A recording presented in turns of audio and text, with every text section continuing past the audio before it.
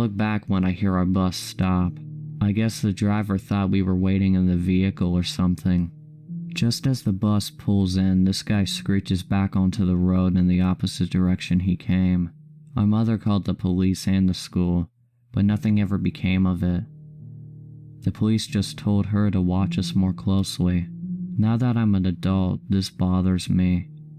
This was planned and I know it. First, our hauler is kind of hidden, so it wasn't like some guy just drove down the road and saw a couple of kids and decided to take them. The timing was perfect. He knew when we would be at the end of our hauler, and when the bus would arrive, and he'd show up in the gap of time, when we were alone and most vulnerable. And most obviously, he dressed in all black and was wearing a ski mask, not to mention he tried to grab us.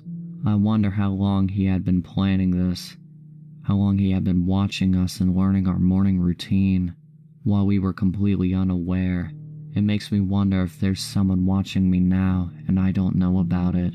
So creepy SUV guy, I'm not sure what your plans were, nor do I want to know, so let's not meet.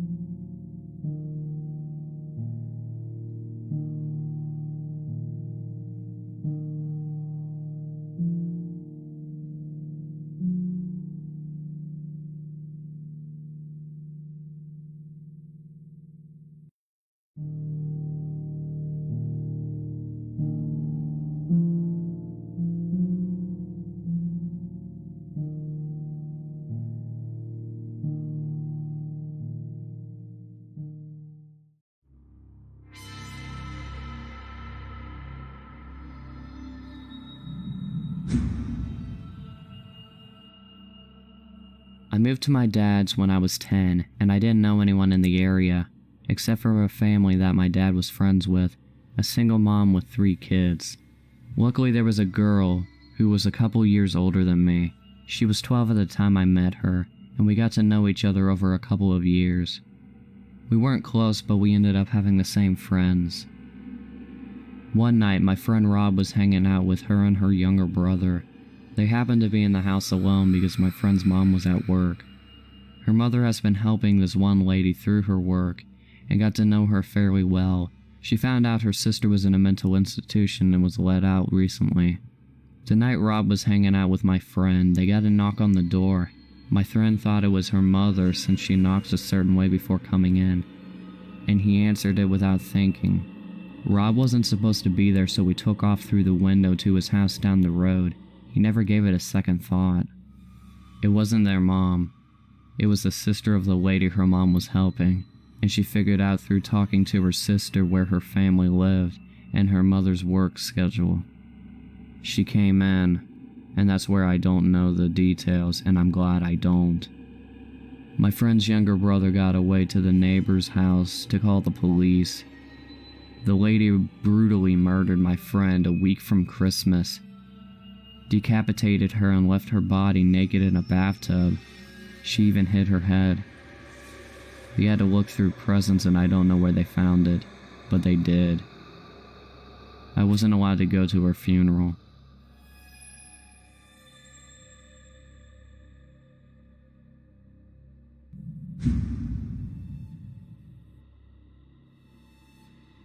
The following story is from a female's perspective. A little background. I was about 10 at the time, and so was my brother. We were taking swimming lessons at a public pool about 10 minutes away from our house. We would go for our lessons every Friday evening, and usually afterwards we would just chill in the spa pool till our dad was ready to leave. On this particular Friday evening, my brother and I were in the pool, doing kid stuff and whatnot, when I noticed a man directly across from the spa, just kind of staring at me. Spa is about 12 meters in length. The man was tall and thin. He had a very pointy nose and button-like eyes. He had very short, thin gray hair, and his skin was unusually red.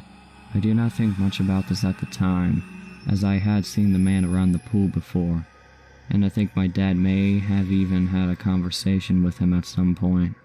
But he continued to stare, and it made me so uncomfortable that I had to get out of the spa and sat outside waiting for my dad. I started seeing him everywhere. Wherever I was, he was. Grocery stores, malls, outside of my school, and always at my Friday swimming lessons. I never told my dad about seeing him everywhere. I thought maybe I was overreacting, and I was very naive to the obvious danger. I remember one instance where I was in the department store with my mom, and I saw him down every end of the aisles we were down, and said nothing. Red flags started to go off when he decided to carry a camera around with him. He would always be in a completely black outfit with his camera bag around his neck watching me. One day, I was at the mall with a few of my friends, when one of them pointed him out before I even noticed him. I told them about the man and the way he looked at me, and my friend's older sister advised me to tell security so that he would be removed. As soon as he saw them coming, he got up and left. Fast forward 2 years or so, haven't seen my stalker friend for so long now that he's becoming a distant memory. Until I get a call into my school office because my uncle was here to pick me up early. As soon as I saw him there, arms open, in my fucking school office waiting for me, I felt sick. I had forgotten about this man, and 2 years later he had the nerve to try to collect me from school. And he had his camera. I marched right past him and to the office woman and simply said, "This man is not my uncle," and walked back to class. At lunch, as he was outside my school, he would wave to try to get me to come over, or he would hold up a chocolate bar as some type of child bait. So his random school appearances continued to the point as school needed to contact my parents and let me know about the situation. My dad was distraught, having actually spoken to this man before, and demanded the police be contacted so we could get a restraining order or something. That's when we found out the man was a convicted sex offender. The police took his camera and found hundreds and hundreds of photos of me, some which were zoomed up into my bedroom window at my own house. We got the restraining order, and thankfully, I haven't seen him since.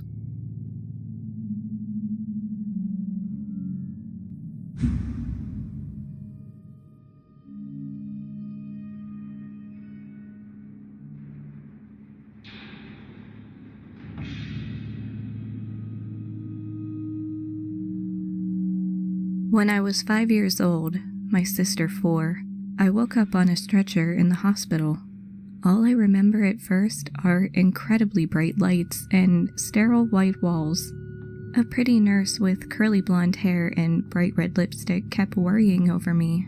I think I may have been strapped down, but I don't remember. I have no idea why I didn't put up a fight because I do remember there being a tube down my throat. To this day, I can't stand the thought of gagging or throwing up. For some reason, I couldn't understand why she was so worried. I just wanted to make her laugh.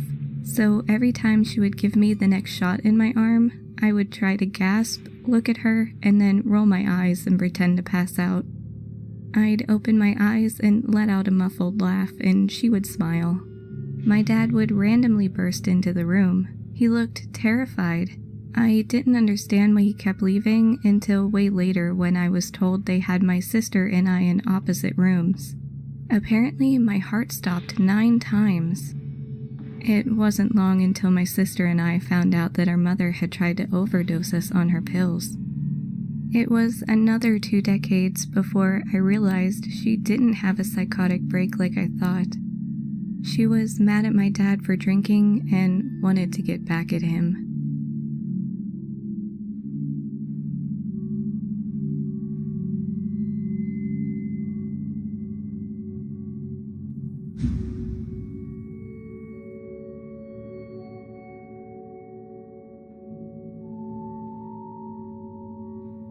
This was some backstory. This was a few years ago, and I was around 12 or 13 at the time. I grew up in a small town, technically a village, and about an hour and a half away from a big city in the US.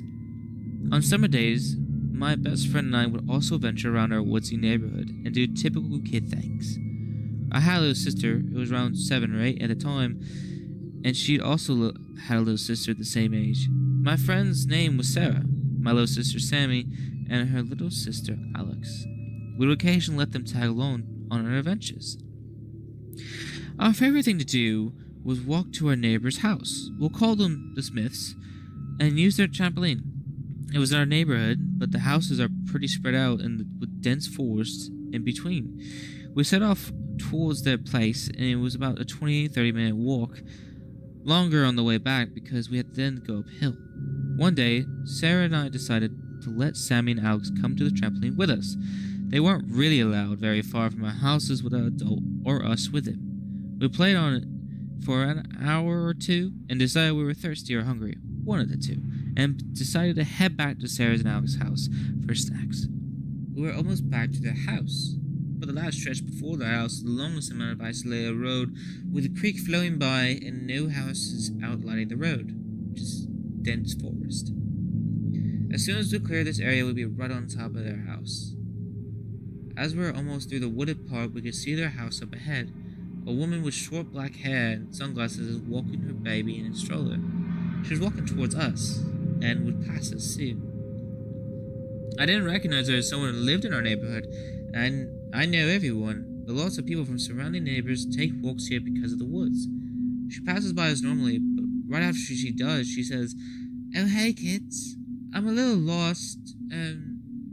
What road is this?" None of us were very alarmed. The neighborhood is windy and can be confusing. Plus, she was a lady with a baby, not some scary, creepy man. We told her the name of the road, and she told us that she was really lost and needed to get home to take care of her baby. She then asked if we could escort her to her house because she didn't think she'd be able to find it even with directions. Sarah agreed to help, but I feel really uncomfortable and was told never to talk to strangers even if they are a woman. I told the lady none of us could help because Sarah's dad was expecting us home soon. Sarah gave me a weird look, but I think she caught on because she said, "Oh yeah, we can't actually help. Sorry." At this point, I wasn't really freaked, just knew I shouldn't be helping strangers to their house. I went to step in front of the younger two. They were trailing behind us, and I wanted to push them forward so we can start walking away. I stepped closer to the lady in my efforts and could then look into her stroller. That's when my heart sank. The baby was fake. It was a baby doll. It was wrapped in blankets. I could see that it was plastic. At this point, I didn't know what to do. I found myself screaming, "Run!" I made sure Sammy and Alex were ahead of me and we were sprinted for their house. Her dad was working in the garage on something and we ran in out of breath and crying. I coolly just said, "There was a lady trying to get us to go home with her who had a fake baby." He grabbed a golf club from his caddy that was lying out and told us to get in the house. We all went in, and a few minutes later he came back. He said he was heading towards the lady, and then she spotted him. She was already on the phone with someone. Out of nowhere, a white van appeared, screeching up, and she threw the stroller, and then they sped off. It was definitely a creepy experience, and I don't know what the lady's intentions were, but I don't think they were innocent. This truly scared the shit out of us. We didn't wander around the neighborhood nearly as much, and when we did, we always looked out for something. Anyway, weird lady with a fake baby, let's not meet again, please.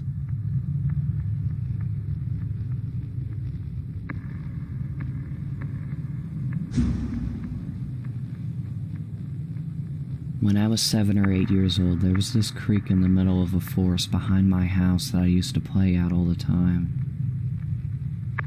On one side of the creek was bordered by a dirt wall about 5 feet high, and I used to jump over the creek from one side to the other, and it was fun to pretend that I knew parkour. Then one day I went out to the creek, and lying in the middle of it was a brand new football. Now I want to mention an important detail. The creek's depth made it so that the top half of the football stuck out of the water. The top half was completely dry, so it wasn't like the football had just rolled into the creek. It was placed there. Written on the top of the football in black permanent marker were the words, "Johnny Jumps," and underneath the phrase was a phone number. Now this is weird, my name is Johnny. I picked up the football and went home, obviously very confused and kinda scared. Whoever put that football there had been watching me. They placed it where I would jump over the creek when I played by myself. I grabbed the cordless phone and called the number. It was the number for Homeland Security. Yeah, fucking Homeland Security. The fucking number you call when a terrorist attack is about to go down. It was basically Super 911. I quickly tried to explain my situation to the lady on the phone, and she told me that it's okay and to not call the number again. I instantly ran and told my mother what had just happened, and she was just as confused as I. My parents are divorced, but when my dad came over later that evening, I told him what had happened as well. He asked me to give him the football, and he said that he was going to look into it. I gave it to him and he left a few minutes later. I kept asking him if he figured anything out, and he would just give me vague answers or try to dodge the question altogether. This turned into a few weeks of me asking, which turned into a few months. Then he started acting like he didn't know what I was talking about. That was 10 years ago, and if I ask him about it now, he says that he has zero memory of this ever happening. He doesn't remember the football at all. My mother does, but only vaguely.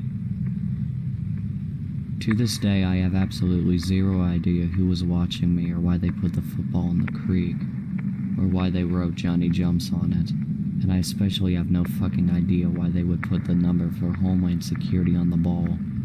I never really thought too much about this incident until I was older, when I realized how fucking creepy this whole thing was. I continued to live by that creek for a few more years and continued to play and jump over the creek until we moved away. There were no teenagers in my neighborhood. I was the oldest kid. All my neighbors were very friendly and I knew them all personally. None of them were ever creepy to me, and nothing else strange ever happened to me in the 12 years I lived there.